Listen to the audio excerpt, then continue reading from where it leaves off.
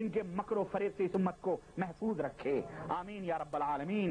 کہتے ہیں کہ اے لوگوں، میں جب تک اللہ رسول کی اطاعت کروں میری اطاعت کرنا، اور جب میں اللہ اس کے رسول کی نافرمانی کروں تو میری بات سے ہٹ جانا۔ اور یہی حضرت ابوبکر صدیق کی صلاح وہ تھی۔ اور اس موضوع پر تو بہت ساری باتیں ہیں۔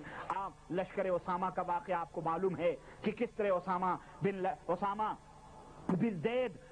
بن زید رضی اللہ تعالیٰ عنہما کو رسول اللہ صلی اللہ علیہ وسلم نے روم کو کچلنے کے لیے روانہ کیا تھا۔ اسامہ بن زید کی عمر اس وقت 17 سال کی تھی، غلام کے بیٹے تھے، اور اس وقت لشکر مدینے سے رخصت ہوا روم کو کچلنے کے لیے۔ لیکن جب جرف میں پہنچا، مقام جرف میں، اس وقت پتہ چلا نبی صلی اللہ علیہ وسلم کی وفات ہو گئی۔ لشکر وہیں ٹھہر گیا، نہ جانے کیا ہو، پورے قبائل کے اندر فتنے پھیل گئے، اور مانعین زکات نے زکات دینے سے انکار کر دیا، ارتداد کے فتنے الگ ہو گئے، یمن اور بحرین کے اندر فتنہ پیدا ہوا، اسی طرح سے اور دیگر مقامات پر فتنے پیدا ہوئے۔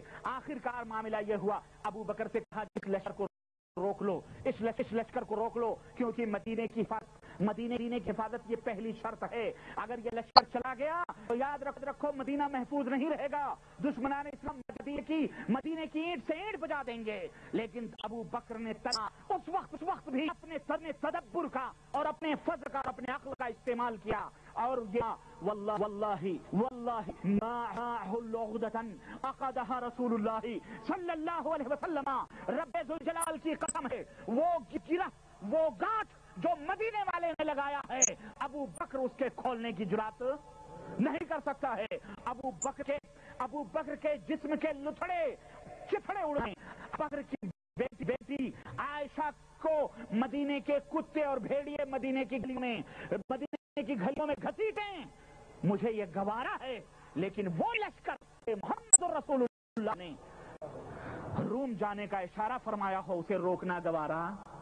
اللہ اکبر۔ یہ ہے حکومت۔ کیا اے جمہوریت کے نعرے لگانے والوں ہو، کثرت رائے پر فیصلہ ہو، اہل عقد فیصلہ کریں، کہاں گئی تمہاری جمہوریت؟ اکیلا ابو بکر فیصلہ کر رہا ہے، مسلمانوں کا خلیفہ ہے کہ نہیں ہے؟ یہ اسلام ہمیں تعلیم اور درس دیتا ہے۔ امیر المومنین کا فیصلہ چلے گا، جمہوریت کے مشورے امیر المومنین چاہے تو مانے چاہے تو نہ مانے، وہ غلام نہیں ہوتا جمہوریت کا۔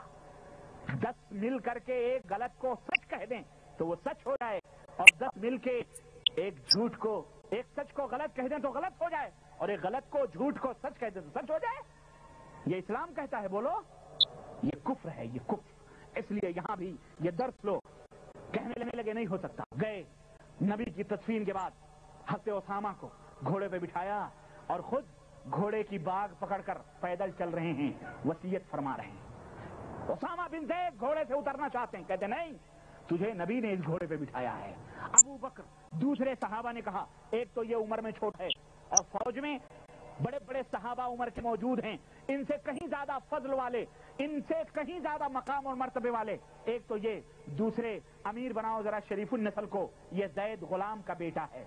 ابو بکر کے اوپر 2 اتہامات لگائے گئے، 2 باتیں آئیں، ایک تو چھوٹا ہے، دوسرے غلام کا بیٹا ہے، شریف لوگ یہاں اعلیٰ خاندان کے لوگ، قریش کے لوگ موجود ہیں، اس کو کیوں امیر بنایا جا رہا ہے؟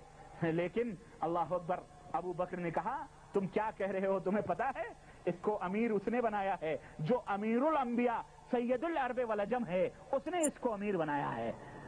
ابو قحافہ کے بیٹے کی یہ جرات نہیں ہے کہ اسے اس امارت سے نیچے اتارے۔ دوسرے عمر کی کوئی بات نہیں ہے، عمر اللہ کے نبی تم سے زیادہ جانتے تھے۔ آج کل ہمارے ملکوں میں خوب حدیثوں کے اوپر جرا ہوتی ہے، یہ ہوتا ہے، یہ وجہ، اپنے اماموں کو ثابت کرنے خوب چیگم کی طرح قرآن اور حدیث کو پھیلاتے ہیں اور جوڑتے ہیں، کہ نہیں؟ خود بدلتے نہیں، قرآن کو بدل دیتے ہیں۔ ایسے لوگوں سے پناہ مانگو، یہ شیطان ہیں اس امت کے، ایسے لوگوں سے دور رہو میرے عزیزو۔ اس طرح سے میرے عزیز سن 11 سے لے کر سن 12 ہجری ختم، سن 12 ہجری کے شروع تک آتے جزیرۃ العرب سے حضرت ابو بکر کی سیاست و تدبر سے سارے فتنے فروغ ہو گئے، ختم ہو گئے، اور جتنے بھی مشرکین تھے سب سے جزیرۃ العرب پاک و صاف ہو گیا، اور یہ صرف ابو بکر کا کلیجہ تھا کہ اس نے تنہا ان تمام طوفانوں کا اور فتنوں کا اس نے اکیلے مقابلہ کیا ہے۔ انہوں نے لشکر اسامہ کو روکا، اور یہ مناسب نہ سمجھا کہ اس کو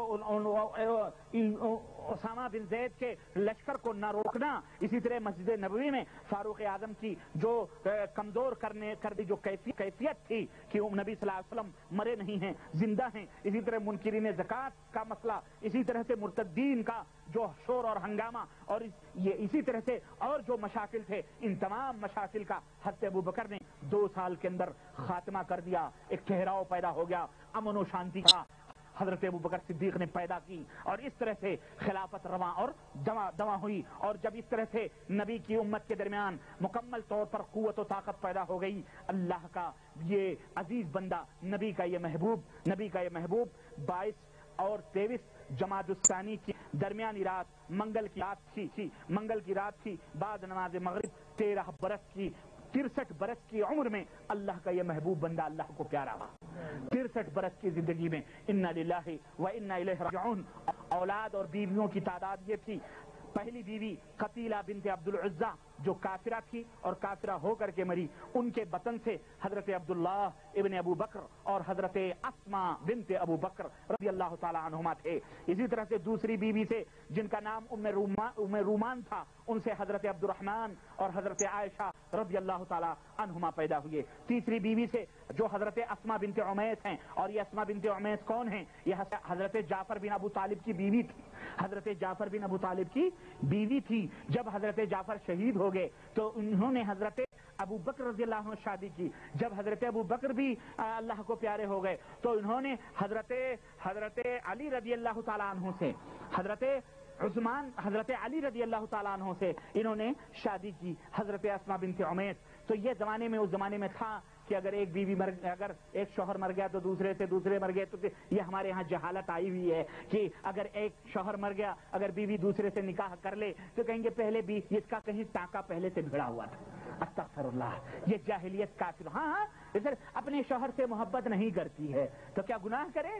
اسی جوانی میں مر کر گئے، اپنے خون کو کیوں جلائے بھائی؟ اسلام نے اس طرح سے شادیوں کی اجازت. المہم ہے، بہرحال اس موضوع پہ تقریریں ہیں. تیسری بیوی اسماء بنت عمیس تھیں جن سے حضرت محمد رضی اللہ تعالیٰ عنہ پیدا ہوئے. چوتھی بیوی حضرت حبیبہ بنت خارجہ تھی جن سے کلثوم پیدا ہوئی، جو ان کی وفات کے بعد فوراً ابو بکر کی وفات کے بعد انتقال کر گئیں. پھر اس نبی کے حبیب کو، اس نبی کے یار غار مصطفیٰ کو اسی حضرت عائشہ کے کمرے میں نبی کریم صلی اللہ علیہ وسلم کے پہلو میں حضرت ابو بکر صدیق کو دفن کر دیا گیا. اور یہ خلافت کا پہلا چاند زمین کے اندر دفن ہو گیا. اللہ ان کی قبروں پر اپنی رحمتوں کی برکھا برسائے. اللہ رب العزت ان سب کے نقش قدم پر چلنے کی، ہم معصیت کیشوں اور گنہگاروں کو چلنے کی توفیق عطا فرمائے. اللہ ان سے محبت اور تمام صحابہ سے محبت کی توفیق عطا فرمائے. اور جو لوگ ان سے بغض اور حسد رکھتے ہیں اللہ انہیں دنیا سے ہلاک و برباد فرمائے. اور اللہ ان سب کو ہدایت بھی عطا فرمائے. اللہ ہم سب کو نیک عمل کرنے کی توفیق عطا فرمائے. آمین یا رب العالمین. وصلی اللہ علی نبینا محمد وعلی آلہ وصحبہ اجمعین. والسلام علیکم ورحمۃ اللہ وبرکاتہ.